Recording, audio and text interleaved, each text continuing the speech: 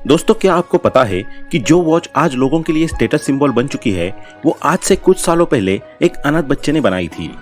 Rolex एक अनाथ बच्चे के द्वारा बनाया गया ब्रांड है जिसका नाम है हैंस विल्सडॉर्फ, और आज ये दुनिया का लीडिंग वॉच ब्रांड है जिसे दुनिया के सारे अमीर लोग अपनी कलाई पर बांधते हैं और प्राउड फील करते हैं। लेकिन सोचने वाली बात यह है कि एक अनाथ बच्चा जिसके पास फैक्ट्री तो छोड़ो, खाना खाने तक के पैसे नहीं थे, उसने दुनिया की सबसे पॉपुलर और सबसे महंगी घड़ियों का ब्रांड कैसे खड़ा कर दिया।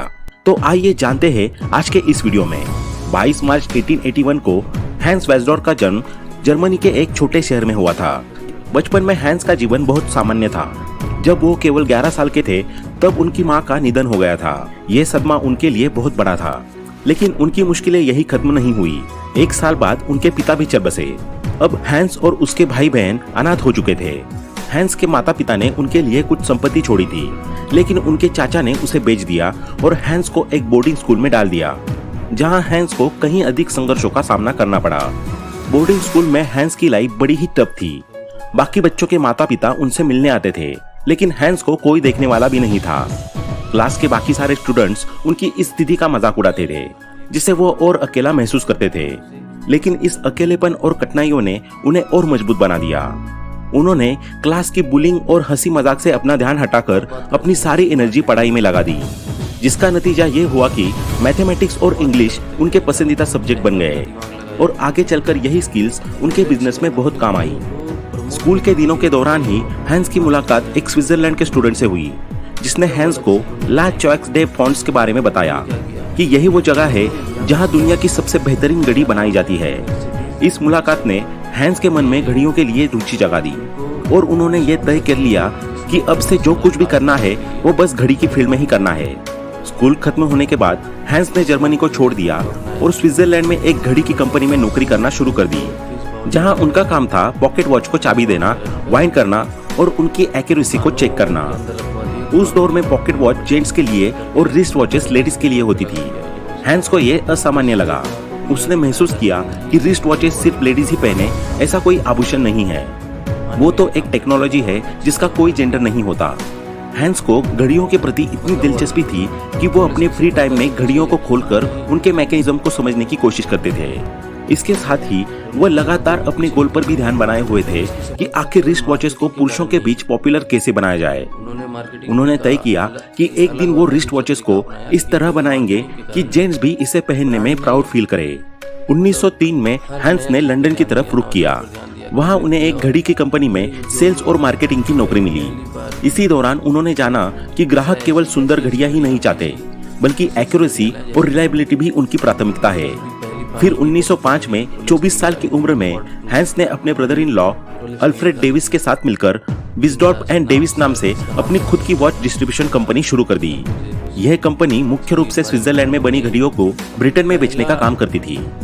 हैंस को पूरा यकीन था कि रिस्ट वॉचेस का भविष्य बहुत उज्जवल है, लेकिन वो केवल वॉचेस डिस्ट्रीब्यूशन का व्यापार नहीं करना चाहते थे, बल्कि वो खुद की बनाई हुई घड़ियों का एक ऐसा ब्रांड डेवलप करना चाहते थे जो टाइम के मामले में एकदम एक्यूरेट हो, साथ ही साथ ड्यूरेबल भी हो और फैशनेबल भी। इसलिए हैंस ने अपनी कंपनी का नाम विल्सडॉर्फ एंड डेविस को हटाकर 1908 में रोलेक्स नाम से रजिस्टर कर लिया।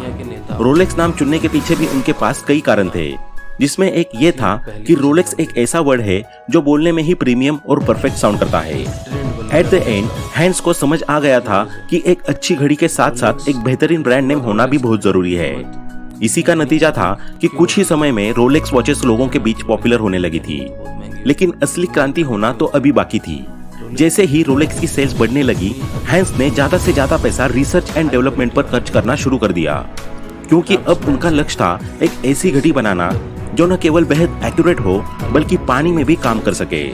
और 1926 में उन्होंने इस गोल को हासिल कर लिया और दुनिया के सामने एक मास्टरपीस पेश किया, जिसका नाम रखा रोलेक्स ऑयस्टर। इस घड़ी का नाम ऑयस्टर इसलिए रखा गया क्योंकि यह समुद्र में मिलने वाली ऑयस्टर की तरह पूरी तरह से वाटरप्रूफ थी। हालांकि इस रिवॉल्यूशनरी इन्वेंशन के बावजूद बहुत से लोगों को हैंस के दावे पर बिलीव नहीं हो रहा था, क्योंकि उस समय मार्केट में जितनी भी वॉचेस थी वो ज्यादातर पानी के थोड़े से संपर्क में आने पर ही खराब हो जाती थी। इसलिए एक वाटरप्रूफ घड़ी का आइडिया लोगों को इम्पॉसिबल लगता था, लेकिन हैंस इस चैलेंज के लिए पहले से ही तैयार थे।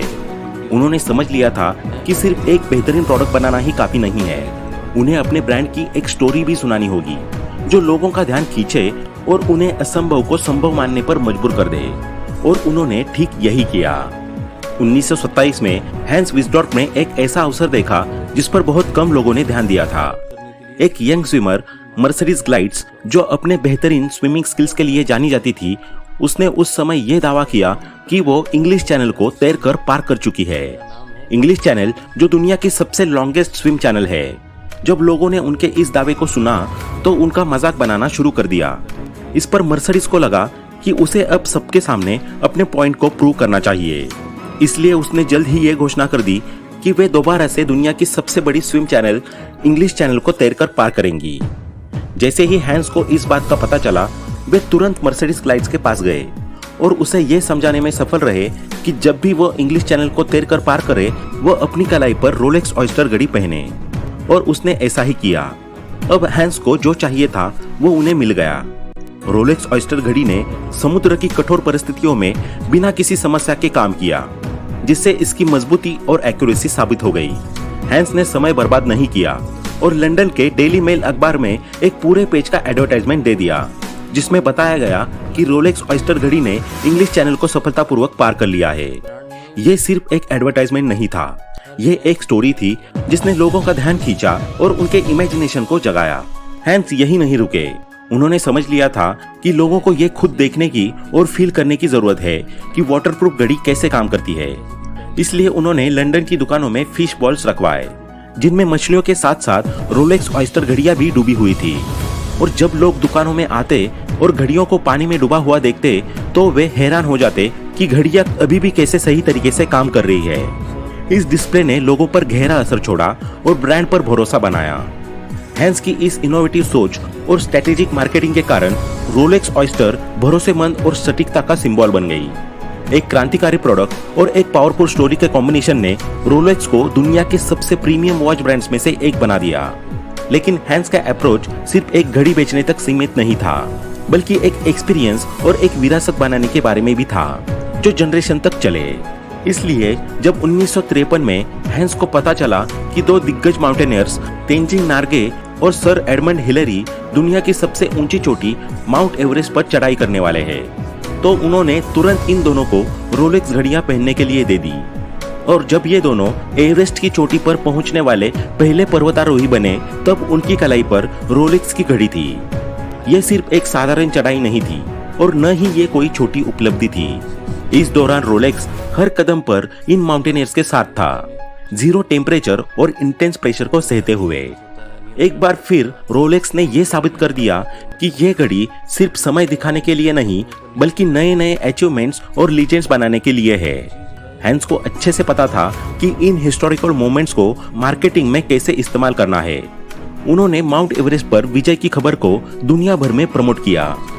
इसी तरह 1935 में जब race car driver Malcolm Campbell ने वर्ल्ड स्पीड रिकॉर्ड तोड़ा और 300 मील प्रति घंटे की रफ्तार से कार चलाई, तब भी उनके हाथ में रोलेक्स की घड़ी थी।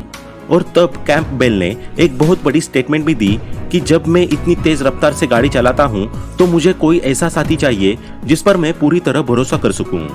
और ये साथी कोई और नहीं बल्कि मेरी कलाई पर बंधी रोलेक्स वॉच है। रोलेक्स और हैंस विस्डॉर्फ की कहानी सिर्फ यही तक नहीं रुकती है। ये कहानी आगे चलकर सेकंड वर्ल्ड वॉर से भी जुड़ती है, जिसके दौरान घड़ियां सिर्फ एक ज्वेलरी पीस नहीं थी, बल्कि लाखों सैनिकों की जान बचाने का एक जरिया थी। युद्ध के दौरान सटीक टाइमिंग बहुत जरूरी था। सैनिकों को अपने अटैक्स को सही समय पर कोऑर्डिनेट करना होता था। इस चुनौती को देखते हुए सरकार ने फैसला किया कि सारे सैनिकों को रोलेक्स की घड़ियां दी जाएंगी, चाहे कीचड़ हो या तेज बारिश। इन घड़ियों ने सैनिकों को कई तरह से मदद की। जब आम जनता ने देखा कि सरकार भी रोलेक्स पर भरोसा कर रही है, तो इसकी सेल्स और बढ़ गई। रोलेक्स ऑयस्टर पहले ही धमाल मचा चुकी थी, लेकिन हैंस इसे और बेहतर बनाना चाहते थे। उस समय की सभी घड़ियों को मैन्युअली वाइंड करना पड़ता था, यानी यूजर को बार बार घड़ी को चाबी देनी पड़ती थी ताकि वो सही समय दिखा सके। इसलिए हैंस ने ऐसी घड़ी बनानी चाहिए जो ऑटोमेटिक हो और जिसे बार बार मैन्युअली चाबी भरने की जरूरत न पड़े। इसी सोच के साथ उन्होंने दुनिया की पहली self winding wrist watch launch की, रोलेक्स ऑयस्टर परपेचुअल। इस घड़ी में परपेचुअल रोटर था, जिसका मतलब था कि जब भी आप इस घड़ी को पहनकर हिलेंगे तो ये आपकी मूवमेंट से खुद चार्ज हो जाएगी और बार बार घड़ी को उतार कर चाबी देने की जरूरत नहीं थी। इस इनोवेशन ने रोलेक्स की रेपुटेशन को और भी ऊंचा कर दिया। धीरे धीरे हैंस ने हर वो मुकाम हासिल किया जो वो पाना चाहते थे।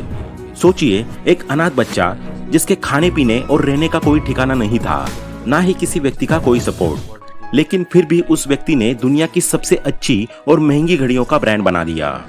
हैंस विस्डॉर्फ की कहानी ये सिखाती है कि अगर आपके पास सपने, मेहनत और इनोवेशन है तो कुछ भी असंभव नहीं है।